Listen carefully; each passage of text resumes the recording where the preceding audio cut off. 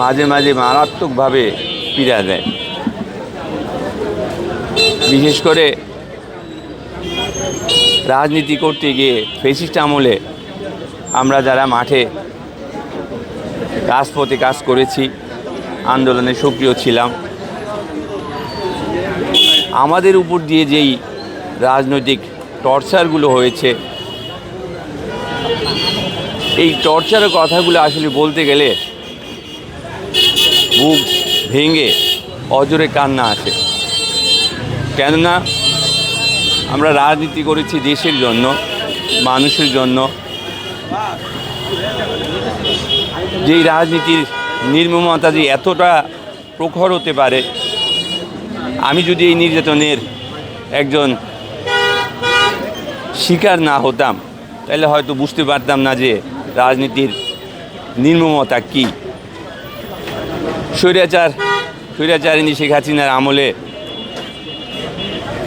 আমাকে বারবার কারাবরণ করতে হয়েছে,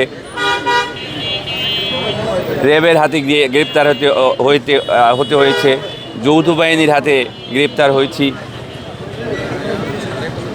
বিশেষ করে যেই গুমের বিষয়, আমাকে গুম করার জন্য বারবার চেষ্টা করা হয়েছে, হত্যা করার জন্য চেষ্টা করা হয়েছে। বিশেষ করে আমি যখন জেলখানায় ছিলাম, জেলখানার ভিতর থেকে কিভাবে একজন আসামিকে প্রশাসনের লোকেরা টেনে হিস্ট্রি বের করে হত্যা করার উদ্দেশ্যে নিয়ে যাওয়ার চেষ্টা করে, সেটাও আমি আমার জীবন দিয়ে, আমার বাস্তবতা দিয়ে আমি উপলব্ধি করেছি। রাজপথে যতবার মিছিল মিটিং করেছি, বারবারই ধরেন পুলিশের যেই নির্মম টর্চার, আমার প্রত্যেকটি শরীরের অঙ্গ প্রত্যঙ্গে নির্যাতনের চিহ্নগুলো আছে। বিশেষ করে আমি 2022 সালে শহীদ আব্দুর রহিম এবং নুরে আলমের হত্যার মধ্য দিয়ে, সেই দিনও আমাকে হত্যা করার চেষ্টা করা হয়, আমাকে গুলি করা হয়। আমার মাথায়, ঘাড়ে, পিঠে, আমার সারা শরীরে গুলির স্পিন্টালগুলো এখনও আছে, বিদ্যমান আছে। আমি এখনও অপারেশন করতে পারিনি। বিশেষ করে আমার মাথায় যে গুলিগুলো আছে, 8টা গুলি, প্রায় সময় আমাকে এগুলোর যন্ত্রণায় চিৎকার দিয়ে কাঁদতে হয়। আমি যখনই ব্যথাগুলো ওঠে, আমি কিন্তু ঘুমাইতে পারি না। আমি প্রতিনিয়ত চিৎকার দিই যে হায় রে, ভয়ে আমি মাথার অপারেশন করতে পারছি না। আজকে দীর্ঘ 3টি বছর ধরে আমি এই যন্ত্রণায় ভুগছি। কতবার আমাকে জেলে যেতে হয়েছে, ডান্ডা বিড়ি টানতে হয়েছে, পুলিশের রিমান্ড ভোগ করতে হয়েছে। শত অত্যাচার নির্যাতনের মধ্য দিয়ে আমাদের জীবনটা আমরা এই পর্যায়ে নিয়ে এসেছি। আসলে আমরা মানবাধিকারের কথা বলি, কতটুকু আমরা মানবাধিকারের মধ্যে আছি এটা আমাদের নির্যাতনের মধ্য দিয়েই প্রমাণ হয়।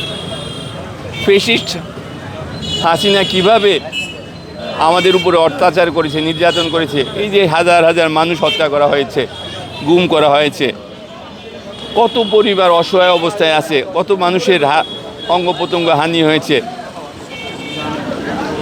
অনেকে ভাষা নাই, অনেকে যারা মৃত্যুবরণ করেছেন, যারা নিহত হয়েছেন, তাদের পরিবারের এখনও যে বুক ফাটা আর্তনাদ, তাদের সন্তানদের জন্য বা তার বাবার জন্য যেভাবে হাহাকার করছেন, মা তার সন্তানের জন্য হাহাকার করছেন, আসলে এগুলোর দিকে এখন আর কেউ তেমনভাবে তাকায় না। আমরা মানুষের কল্যাণের জন্য, মানুষের দাবি দেওয়ার জন্য, সাধারণ মানুষের জন্য আমরা আন্দোলন করেছিলাম। তার বিনিময়ে যে আমাদের এভাবে নির্যাতন হতে হবে এটা আমাদের ধারণায় ছিল না।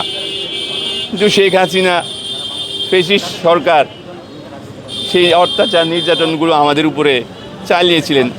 আমরা বাড়িতে কখনো ঘুমাইতে পারতাম না, আমরা কখনো ঈদ করতে পারতাম না, আমরা স্বাভাবিক জীবনযাপন করতে পারতাম না, শহরে একটু বের হতে পারতাম না।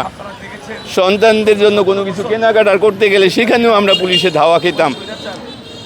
আমার সন্তান যখন বড় সন্তান যখন জন্ম হয়, আমি হাসপাতালে গিয়েছিলাম আমার সন্তানকে একটু দেখার জন্য। সেখানেও যৌথ বাহিনী আমাকে তাড়া করে অল্পের জন্য রক্ষা পাই। ঠিক আবার কিছুদিন পরেই আমি যখন আমার সন্তানের জন্য একটি খেলনা কিনতে এসেছিলাম, সেদিন আমাকে যৌথ বাহিনী এই সদর রোড থেকে, জিয়া মার্কেট থেকে আমাকে গ্রেপ্তার করে নিয়ে গিয়ে নির্মমভাবে নির্যাতন করে। আজকে আমি যেভাবে অসুস্থ অবস্থায় আছি, আমার এই শরীরের মাথায় গুলিগুলা থাকার কারণে আমার এখন চোখে দেখতে অসুবিধা হয়, চোখেও সমস্যা করছে। আমার শারীরিকভাবে আমি মারাত্মকভাবে অসুস্থ অবস্থায় দিন কাটাচ্ছি। আমি সকলের কাছে দাবি যে এমন নির্মম নির্যাতনের রাজনীতি যেন আর কখন না আসে। বাংলাদেশের মানুষ যেন শান্তিতে বসবাস করতে পারে, শান্তিতে ব্যবসা বাণিজ্য করতে পারে, অবাধে চলাফেরা করতে পারে। সকল সন্তানরা যেন তাদের বাবার কোলে যেন থাকতে পারে, বাবাকে নিয়ে যেন আনন্দ উৎসব করতে পারে। আমাদের মতো এমন নির্যাতনের শিকার যেন আর কেউ না হয়, এটাই মূলত আমাদের প্রত্যাশা। সরকারের কাছে দাবি করব, আলম হত্যা হয়েছে, রহিম হত্যা হয়েছে, যারা হত্যা হয়েছে তাদের জন্য বিচারগুলো এই বাংলাদেশের মাটিতে হয়। অত্যন্ত পক্ষে তাদের বাবা মা, তাদের সন্তানরা এই বিচারের মধ্য দিয়ে একটু হলেও তাদের কষ্ট লাঘব হবে। আমি আপনাদের উদ্দেশ্যে বলছি, আপনারা আপনাদের মিডিয়ার মাধ্যমে, আপনাদের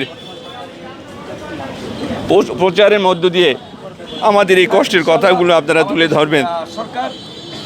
আমাদের ব্যাপারে আপনারা একটু সহানুভূতিশীল হবেন। সরকার যেন আমাদের প্রতি দৃষ্টি রাখেন এবং অসহায় পরিবার